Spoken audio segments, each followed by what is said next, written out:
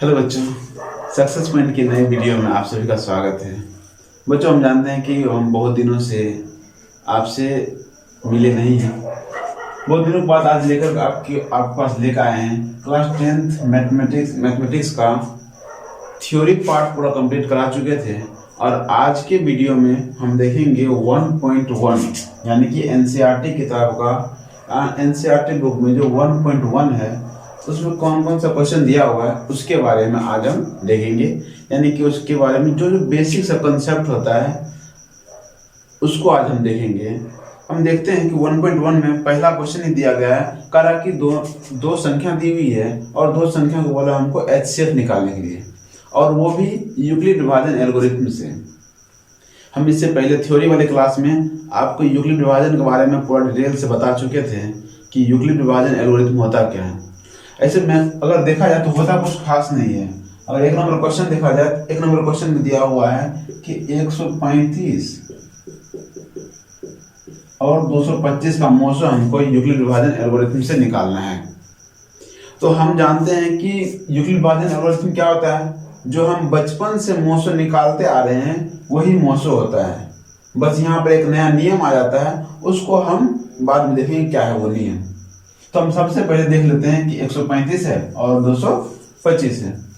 दोनों का अगर हम मोशो निकालेंगे, बचपन में क्या करते थे, तो 135 को हम 225 में कुछ इस तरह से दोनों का मोशो निकालते थे। तो देखते हैं निकालने के लिए क्या करेंगे। तो हम सबसे पहले देखते हैं, इसमें लग रहा है एक बार लगाएंगे कितना आए, कितना 135, फिर इसको घटाएंगे तो आएगा कितना, देख लेते हैं,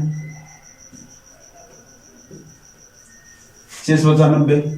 फिर क्या करते थे, जब हमारा शेष बच जाता था तो फिर हम अगला स्टेप में इस लाइन को नीचे खींचते थे और इस लाइन को आगे खींच करके इसके आगे वाला जो संख्या होता था उसको इस बॉक्स में लिखते थे। इस बॉक्स में हम लिख रहे हैं 135। फिर हम देखते हैं कि ये जो 90 है इसे कितने बार में लगेगा ये। तो इसमें देखा जाए तो हम देख रहे हैं कितना बार लगेगा, एक बार में। ये सबसे पहले अगर देखा जाए तो दो बार लगाना चाहे तो दो बार में 180 आता है और 180 इसमें भाग नहीं लगेगा, इसलिए हम कितने बार लगाएंगे, एक बार लगाएंगे। एक बार लगाएंगे कितना हो गया, 90। अब घटाते हैं, उसके बाद देखते हैं 5 में 0 जाएगा तो 5, ये बचा 13, 13 में से 9 गया तो 4, फिर शेष बचा तो फिर क्या करेंगे, इस लकीर को आगे और इस लकीर को आगे इधर खींचिए, फिर इस बॉक्स में इसके जस्ट आगे वाला जो संख्या उसको लिख देंगे और 45 दोनों 90 होता है और इस तरह से हमारा पूरा कट जाता है और जहां पर शेष 0 आ जाता है उसके बाद हम देख लेते हैं इसी को मोशो कहते हैं। इतना इसको आप किसी अलग पेज पे बना लीजिएगा और अलग पेज बनाने के बाद हम यहाँ डायरेक्ट लिखेंगे कि यूक्लिड विभाजन एल्गोरिथम से, डायरेक्ट हम लिखेंगे कि यूक्लिड विभाजन एल्गोरिथम से, यूक्लिड विभाजन प्रमेयिका बोल दीजिए या एल्गोरिथम बोल दीजिए, एक ही बात है, प्रमेयिका से। तो यूक्लिड विभाजन एल्गोरिथम क्या कहता है, a बराबर में BQ प्लस R।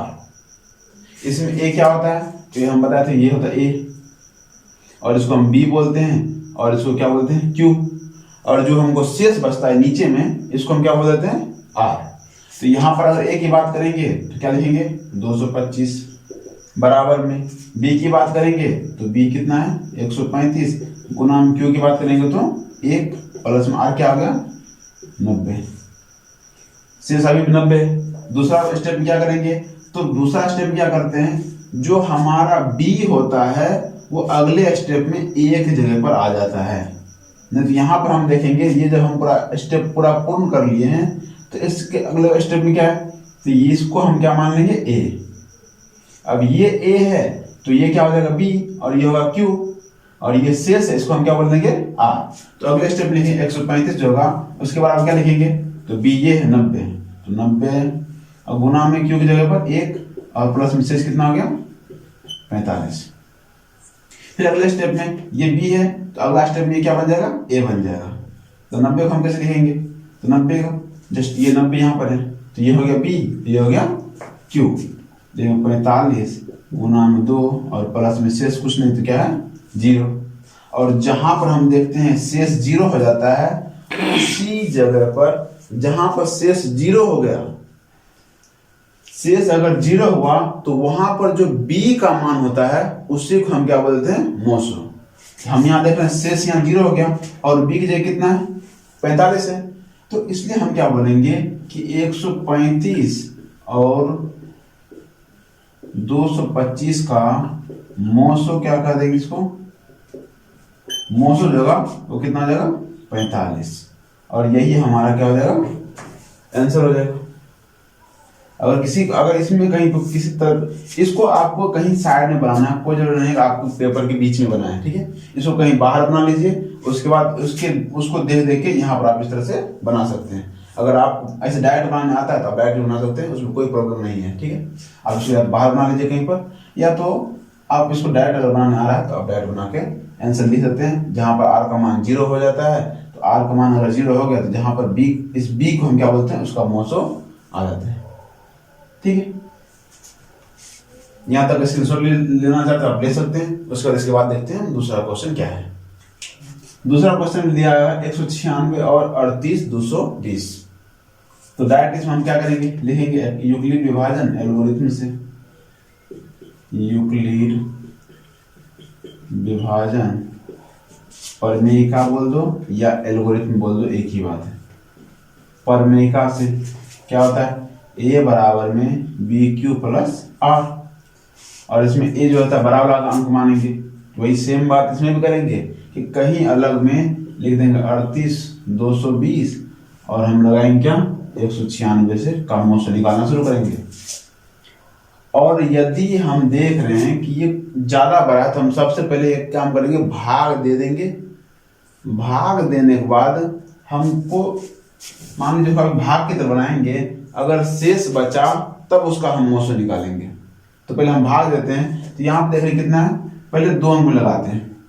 यहाँ क्या 19 है और यहाँ क्या है 38 है, तो हो सकता है 2 बार लग जाए। तो अगर हम 2 बार से गुना करके चेक करते हैं तो कितना होता है देख लेते हैं। अगर 2 से गुना करेंगे तो यहाँ कितना हो जाता है, 6 दूना 12, 9 दूना 18, 18 1 19, बाकी 1 2 का 2 1 3, यहाँ आता 392, जबकि मेरे पास कितना है 382। इसका मतलब 2 बार नहीं लगेगा, कितना बार लगेगा, 1 बार में। तो हम 1 बार में लगा देते हैं। 1 बार में लगाएंगे तो क्या होगा 196, घटाते हैं, ये बार 2 में से छेद जाएगा ना, एक पैसा नहीं, कितना हो जाएगा 12, और 12 में से छेद जाएगा तो 6। अगला देखते हैं, ये बचा 7, 7 में से 9 नहीं हटेगा, फिर एक पैसा लिए बचा 17, 17 में से 9 जाएगा तो 8, यहाँ पर 2 में से जाएगा तो 1, अगला हम बताते हैं 2। अब इसमें लगाते हैं, वही सेम बात यहाँ देखते हैं कितना बार लगेगा। यहाँ है 19 और इसका 3 अंक लो 186, तो हम देखते हैं कितना बार लगता है। 19 का पारा अगर पढ़ेंगे तो 19 नमा होता है 171 होता है, तो शायद इससे लगे। तो हम देखते हैं 9 बार गुना करके, 9 छाक 54, बाकी 5, 9 9 81, 81 5 86,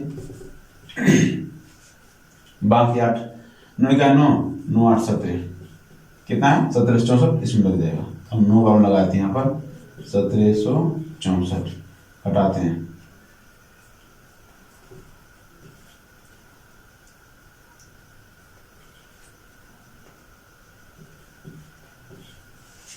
इतना। अब अगली बार देखते हैं, यहाँ 9 है 19 है, यहाँ कितना 98, 19 5 95, 5 बार लगाने की कोशिश करते हैं। 6 5 30, 19 5 95, 95 3 98, यानी 5 बार ये पूरा लग जाता है 980। यानी इसको अगर हम देखें तो ये पूरा एक ही बार में कट गया, इसमें कोई शेष नहीं बचा जो हम आगे डिब्बा बनाए या आगे बॉक्स बनाए, ठीक है। हम भाग लगाए तो हम देखें कि 195 पूरा कट गया। तो हम जब यहाँ लिखे यूक्लिड विभाजन परमेयिका से, तो हम इसको एक जगह लिख देंगे 38 220, और बी की जगह यही होता है 196, और गुना में क्यू हम इसको बोलते हैं 195, और प्लस शेष कितना आ गया 0।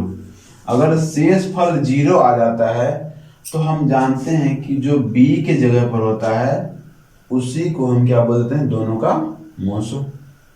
तो यहाँ पर हम जब हमें शेष पर लिखे और 0 आया तो हम लिख सकते हैं कि 196 और 38 220 का मोसो जो हुआ वो कितना हो गया 196।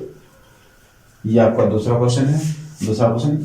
और ये हम बार बार बता रहे हैं, इसको आप कहीं बाहर बना लीजिएगा, किसी दूसरे पेज पे बना करके आप यहाँ पर सिर्फ इतना लिख दीजिए, आपको पूरा नंबर दिया जाएगा, उसमें कोई दिक्कत नहीं होगी। ठीक है, इतना स्क्रीनशॉट लेना है तो आप ले सकते हैं। उसके बाद अगला क्वेश्चन है, एक क्वेश्चन आपको छोड़ रहे हैं, आप उस क्वेश्चन को बना करके आप कमेंट बॉक्स में उसको डाल दीजिएगा, हम लाइक करके चेक कर देंगे कि आपका सही है कि नहीं है। और कल देख लेंगे जो बच्चा सही बनाएगा, अगर सही होगा तो ठीक है, अगर नहीं तो फिर हम अगले दिन उस क्वेश्चन को हम अगले दिन बता देंगे। ठीक है, फिलहाल एक क्वेश्चन आपके लिए होमवर्क है, वो आप बना कर रखिएगा। ठीक है, दूसरा क्वेश्चन हम देखते हैं, दूसरा क्वेश्चन में क्या है, कितना स्क्रीनशॉट लेना ले सकते हैं। क्वेश्चन में देखते हैं, पढ़ते हैं क्या क्वेश्चन है। ठीक है, देखिए दूसरा क्वेश्चन क्या कर रहा है, तो दर्शाइए कि कोई भी धनात्मक विषम पूर्णांक 6q + 1 या 6q + 3 या 6q + 5 के रूप का होता है। धनात्मक विषम पूर्णांक, तो पहली बात तो हमको यहाँ समझना पड़ेगा कि विषम पूर्णांक किसको कहते हैं। याद कीजिए, जब हम आपको थ्योरी क्लास बता रहे थे तो उसमें आपको बता दिए थे विषम पूर्णांक, विषम संख्या के बारे में बता दिए थे, जस्ट वही उसी को यहाँ लिख दिया विषम पूर्णांक। तो विषम संख्या हम उसको कहते हैं जिसमें 2 से भाग नहीं लगता है। हमको यही प्रूव करना है कि ये सभी जो है ऐसा संख्या जिसमें 2 से भाग नहीं लगेगा, ये विषम पूर्णांक। ठीक है, तो सबसे पहले कुछ चीजें इसमें हमको माननी पड़ेगी, मानते हैं उसके बाद देखते हैं। ठीक है, चलिए इसको सबसे पहले मान लेंगे कि माना कि ए कोई धनात्मक पूर्णांक है, और एक चीज और मान लेंगे, b बराबर में 6 मान लेंगे तथा शेष क्या है, r मान लेते हैं। शेष क्या मानते हैं, r है। और हम जानते हैं कि यूक्लिड विभाजन एल्गोरिथम से यूक्लिड विभाजन प्रमेयिका से क्या जानते हैं, a बराबर होता है वो BQ प्लस में r होता है। और ये भी जानते हैं जहाँ r का जो मान होता है वो हमेशा 0 से बड़ा या बराबर होता है और छोटा होता है किससे, b से। r का मान हमेशा 0 के बराबर या 0 से बड़ा होता है, लेकिन b से हमेशा क्या होता है, छोटा होता है। तो यहाँ पर हम देख रहे हैं, तो यहाँ देख रहे हैं कि हम b के बराबर कितना माने, 6। तो यहाँ a बराबर क्या लिखेंगे 6q प्लस में r, और यहाँ लिख देंगे जहाँ r बराबर कितना रखेंगे, हमको याद है कि b से क्या लेना है, छोटा। तो b से छोटा मतलब क्या, b का मान कितना है 6, तो 6 से छोटा, ठीक है 5। ठीक है, यहाँ 0 1 2 3 4 5 तक ले जाएंगे क्योंकि हमको b से छोटा लेना है। अब एक काम करते हैं, r का मान रखते हैं पूरा। अगर r का मान हम मान 0 रखे तो क्या हो जाएगा, a बराबर में 6q प्लस में 0। ऐसे ऐसे लिख सकते हैं कि a बराबर में 6q। ठीक, फिर अगर r बराबर हम 1 रखते हैं तो a बराबर क्या हो जाएगा, 6q प्लस में 1। फिर इधर देखते हैं, r बराबर यदि हम 2 रखते हैं तो a बराबर क्या हो जाएगा, 6q प्लस में 2। अगर हम चाहे तो इसमें से 2 इधर ले लेते हैं, अगर इसमें से हम चाहे इसको ले सकते a बराबर में, अगर 2 कॉमन ले लें तो 2 कॉमन लेंगे, यहाँ बचेगा क्या, 3q प्लस में 1। r बराबर अगर हम 3 रख रहे हैं तो क्या हो जाएगा, a बराबर में 6q प्लस में 3q, r की जगह हम मान रख रहे हैं। फिर r बराबर 4 रखें तो क्या हो जाएगा, a बराबर में 6q प्लस में 4। इसमें से 2 कॉमन लेना चाहे तो 3q प्लस में 2। थोड़ा एक इधर देख लेते हैं, अगर r बराबर 5 रखे तो a बराबर क्या हो जाएगा, 6q प्लस में 5। अब कुछ बच्चे का ऐसा क्वेश्चन आता होगा कि सर आपने यहाँ 2 कॉमन ले लिया, क्योंकि यहाँ 2 कॉमन आया तो 2 कॉमन ले लिए, लेकिन यहाँ पर 3 आ रहा तो 3 क्यों कॉमन लिए। तो हम बताते हैं क्योंकि हमको बात प्रूव क्या करना है, विषम पूर्णांक या सम पूर्णांक। तो विषम और सम पूर्णांक के लिए हमको 2 देखना पड़ता है, 2 से भाग लगता है कि नहीं लगता है। हमको 3 को नहीं देखना पड़ता है, इसलिए हम यहाँ 3 को कॉमन नहीं लिए, ठीक है। क्योंकि हमको 2 देखना है, अगर हम देख रहे हैं अगर 2 कॉमन आ रहा है तो हम 2 कॉमन ले रहे हैं। और जैसे देख लीजिए इसमें 2 कॉमन आ रहा था हम 2 कॉमन ले लिए, इसमें भी 2 कॉमन आ रहा था हम 2 कॉमन ले लिए, और बाकी इसमें 3 आ रहा था हमको 3 से कोई अभी लेना देना नहीं है। अब यहाँ तक हम देख रहे हैं कि यहाँ पहला नंबर आया कितना 6Q। जरा बताइए क्या इसमें 2 से भाग नहीं लगेगा? ये देखो 2 से विभाज्य हो जाएगा। अगर हम इधर की बात करें, इधर जरा देख लीजिए कि 6Q है, अगर इसमें हम 2 से भाग लगाएंगे तो 2 से कट जाएगा। तो इसका मतलब क्या है कि 6Q क्या है 2 से विभाज्य है। अब यहाँ की बात करेंगे, यहाँ पे अगर हम 2 से भाग लगाएंगे तो 2 से 2 कट जाएगा, यानी 2 से विभाज्य हो जाएगा। और इसमें भी बात करेंगे तो 2 से भाग लगाएंगे 2 से भाग हो जाएगा। इसका मतलब है कि a बराबर यानी जो धनात्मक पूर्णांक है 6Q, और ये जो है 6Q + 2 और 6Q + 4, ये तीनों क्या है 2 से विभाज्य है। अर्थात इसको हम कह सकते हैं कि ये जो है धनात्मक समपूर्णांक है, क्योंकि वो 2 से विभाज्य है। और वही बात अगर करें हम इसकी 6Q + 1 की, 6Q + 3 की और 6Q + 5 की, और ये 2 से विभाज्य नहीं है, इसलिए हम इसको कह सकते हैं, अर्थात हम ये कह सकते हैं कि 6Q + 1, 6Q + 3 और 6Q + 5 ये क्या है धनात्मक विषम पूर्णांक है। फिलहाल इतना आप स्क्रीनशॉट लीजिए, उसके बाद 2 लाइन लिखना पड़ेगा। उस 2 लाइन में क्या लिखना है हम इसके बाद आपको बताते हैं। एक स्क्रीनशॉट फिर देखिए, इसके बाद क्या लिखना है आपको इतना समझना पड़ेगा। तो हम नीचे में लिखेंगे चूंकि 6Q + 2 एवं 6Q + 4 2 से विभाज्य है, 2 से विभाज्य है, परंतु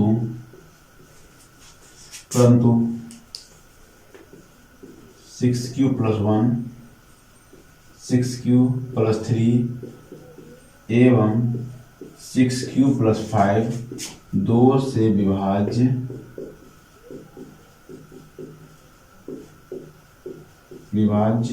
नहीं है, इसलिए ये धनात्मक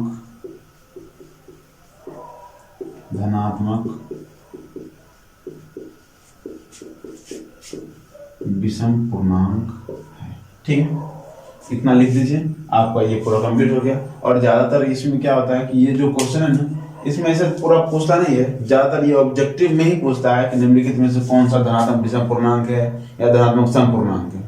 इसके लिए आपको याद रखना पड़ेगा कि जो 2 से भाग लग जाता है उसको हम धनात्मक सम पूर्णांक बोलते हैं, और जिसमें 2 से भाग नहीं लगता है उसको हम बोलते हैं धनात्मक विषम पूर्णांक। ठीक है, तो आप सबको इतना याद रखना ऑब्जेक्टिव के लिए, क्योंकि 2022 में भी ऐसा पूछा गया था, ऑब्जेक्टिव ऑप्शन में दे दिया था। अब जरा बताइए निम्नलिखित में से कौन सा धनात्मक विषम पूर्णांक है। उसमें ऑप्शन दे दिया था 6Q + 1 और 6Q + 2, ऐसा ऑप्शन दे दिया था। आप सबको ये जानना पड़ेगा कि इसमें धनात्मक विषम पूर्णांक कौन सा है, बस इसको ऑब्जेक्टिव के लिए ध्यान रखिएगा। अगर 2 नंबर या 3 नंबर पूछे, 2 नंबर में ही पूछेगा, 5 नंबर में पूछने वाला है नहीं। अगर 2 नंबर पूछेगा आप सब इस तरह से बना दीजिएगा, आपको कोई नंबर काटने वाला नहीं। ठीक है, तो आज के लिए इतना रहने दीजिए। 2 क्वेश्चन आज आपको बता दिया गया, इसके आगे वाला क्वेश्चन है उसको अगले वीडियो में हम देख लेंगे। ठीक है।